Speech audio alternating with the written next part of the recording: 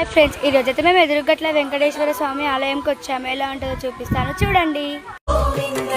భక్తవత్సల భాగవత ప్రియ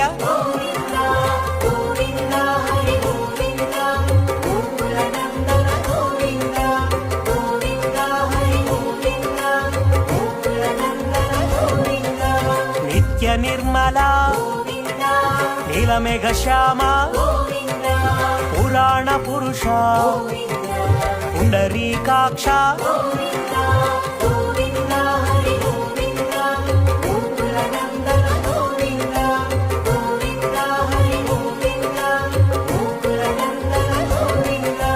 నందనందన నవనీత చోరా పశుపాలక శ్రీ పాప విమోచన